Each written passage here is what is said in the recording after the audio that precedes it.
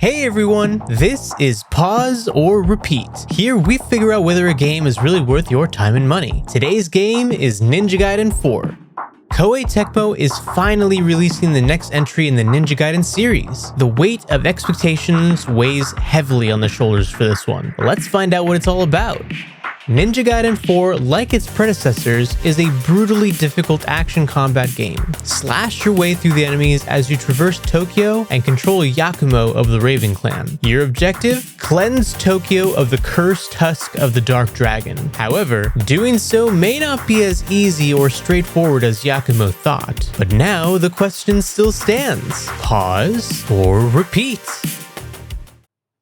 Is this not like the perfect game for rage quit? Yeah, Because for real. it will make you rage quit. This video game title alone is the definition. Yeah, it's gonna be part of Grokpedia, or is it gonna get added to the dictionary like 6-7 has been? Like, I still don't even know what the hell 6-7 is. I know. Don't judge me. It's not supposed to make sense, Chris. Don't worry Fair about it. enough. I know my head hurts when I think about those silly analogies you young lads, you whippersnappers cook up nowadays. But yeah, Ninja Gaiden 4 marks the glorious return of high-speed, precision-driven combat that helped define the genre, right? I mean, you wouldn't have, God of War and all these iconic games without, Ninja Gaiden. And, the blades are sharper, the enemies meaner.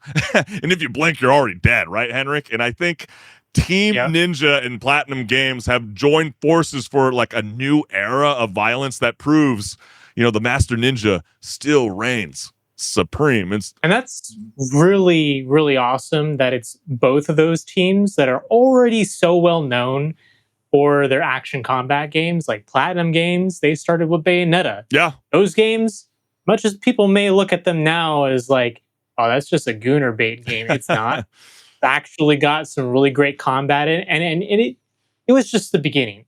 They've had so much time now to, make their formula really a formula. And you can tell in this game that they really nailed the combat. Did they not, Chris? Yeah, I agree. And do you think, though, like the developers sat in a room and said, like, how do we make the players feel both powerful and deeply unqualified to play this game? Did you feel that way? Because this hack and slash is extremely brutal. I constantly kept feeling myself squeezing harder and harder on the controller. It's just ready to throw it, but you shouldn't because it's expensive. Yeah, I am clearly still on the white belt stage. Never will get anywhere close to being a black belt. I am quite like the rookie who has to jump on in, right? Like Yakumo. I'm already butchering his name. Yakumo. Oh my gosh. Yakumo. See, you're like, yeah, it's all right, Chris. We know it's not your first language. Oh, so. Hey, dude. Yeah. But anyways, I mean, he's tasked with, saving a near future Tokyo from this like ancient evil that's turned the city into this foggy, demon infested nightmare. And yes, Ryu is back. I mean, he's kind of waiting in the sidelines like that retired athlete who's just. Yeah, he's kind of like, stalking you for a bit. Yeah, I mean, you can't resist showing the rookie how it's really done. And, that's not really a spoiler. He's not really the main focus in the story. I mean, they are trying to pursue this new charge and this new character development. But I think that's like the only real critique I really have about this game is that I was really thinking going into this game that they were going to focus on the gameplay, which they do an excellent job with. But I felt like they were going to be a little bit more story driven this time, considering that there might be a generation that's not born, in the 1900s that has no idea how this franchise began and where it goes. I get what you're saying, but at the same time, Chris, it's a Ninja Gaiden game. That was never the focus. The story was never the focus. The story is literally just a vessel for the game to exist, and but why does it have to be like that, for you to be able to actually, kill people. Are you telling me you're the guy that's still cutting, the cutscenes? You just want to get straight to the action, katana swings? No, I'll watch the cutscenes, but I know that I'm not getting like a George R.R. Martin kind of story, It's not that deep. Yeah, I know. It just seems like they have like a lot of potential, especially when you're introducing a new character that like we're all supposed to embrace. And I'm sure there's probably some diehard retro gamers out there that are like, why did you only tease it towards the end of the game that we get to play as the iconic figure that really set this franchise afloat? But, lightning fast. I mean, it's viciously technical, and it punishes almost anyone who thinks that button mashing that I love to do is a valid strategy. Well, guess what? You're absolutely You wrong. cannot do that. You cannot. Yeah, no, because not only are you powerful, but the enemies can very easily overpower you as well. That's why they have to show you so early on, without any health bar, that hey, you got to know how to block and dodge attacks because it's going to be very, very important. And if you don't learn how to do that quickly, you're going to be seeing that game over screen a lot. Yeah. Yeah, you're going to go to YouTube tutorials to be like, how do I get through the next phase of the boss fight? It's really like that. Yeah. And they got, I would say, some pretty cool iconic moves like the flying swallow decapitation special. Was there anything else that you were vibing with that really kind of stuck out to you? Oh, well, they have to, of course, put the Azuna drop in there. Yeah. That's the immediate thing when I looked into the combo system. I was like, they better have it. And of course they did. I was like, yes, you put in the iconic move of Ryu Hayabusa. Yeah, it's a good wrestling move that doubles as a war crime. That is for damn sure. And if rage was martial art, would this game make us grandmasters or victims, Henrik? It depends on your perspective and also your skill issue. Yeah.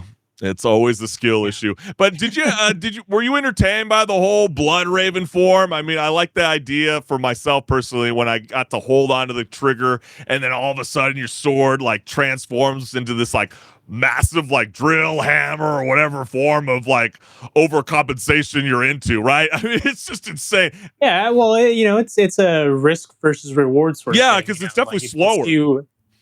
It puts you slower and it's harder to just mentally like take your finger off that but button pulling it off feels to go so back to the original mode. It feels so good. But yeah, it does feel really good. It reminds me a lot of the Devil Trigger mechanic in Devil May Cry games. Slightly different though, because you're not going into the mode and then backing out of it. You're holding the button to go into it and then backing out of it. But yeah, it's very similar in that respect. And hey, Devil Trigger is fun, and this Blood Raven mode is also very But how fun. many times do you have to die before it counts as character development in this game? Maybe that's where the story-driven comes in, right? You are in one with the character. In a sense, because when that berserk meter starts to build up, you do feel like you are him. I mean, you're gonna which how does it go? It basically feels as you deal and take damage, which is really cool. It will build up, and then you can unlock these like cinematic finishers that are so over the top that it does feel like you're kind of in this like mini action anime sequence, which I thought was really, really cool. The flow of battle constantly keeps you adapting, and it's not about spamming combos. Like I was telling you, no button mashers here. You are not gonna vibe with this game.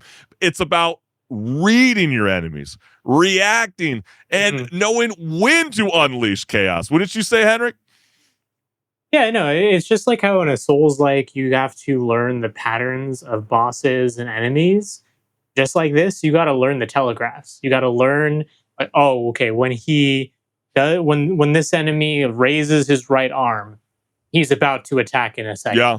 Things like that, and it's a faster Dark Souls kind experience. Of innately, yeah, exactly. You can kind of innately pick up on it through instinct, but you have to also sometimes just intently look at what the enemies are doing, because otherwise you're not going to be able to tell and learn from it. You have to put in that effort, otherwise you're going to get stuck.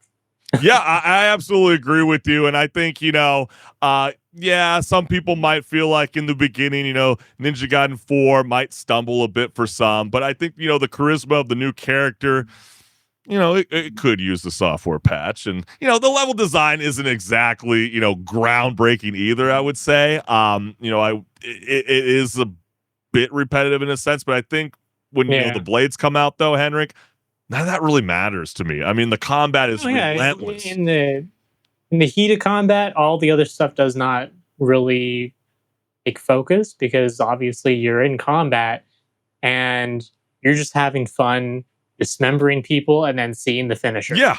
And getting to the point of dismembering someone and seeing the finisher is all the fun. Yeah, right the presentation is gorgeous. I mean, every fight feels like an invitation to earn your survival. So For me, Henry, I would say this is a repeat because when you make a game that defeats the whole idea. Well, let me rephrase it. When it's a game that makes you feel like defeat is like very satisfying when you finally make it happen, where you don't want to walk away and it makes you want to dive right back into the fray. That's a success. It's a very much a success. You're going to want to get all the way to the end of this game, and then you're going to want to one-up the difficulty because you're going to feel like a freaking badass at the end of the game. I thought it was a repeat, but how are you vibing with this? Oh, yeah, this is an absolute repeat for me as well. This is the exact kind of game that I love to play. And just like how Ninja Gaiden 2 is an iconic game from the series, I really think that this one is going to be an iconic game in the series that people look back on and say, that actually was a very, very good game. Yeah, why did I skip that the first time around? And we're telling you, don't skip it. You're going to want to play it. So you heard from us, Ninja Gaiden 4. What are you vibing with, gamers? Let us know what's good.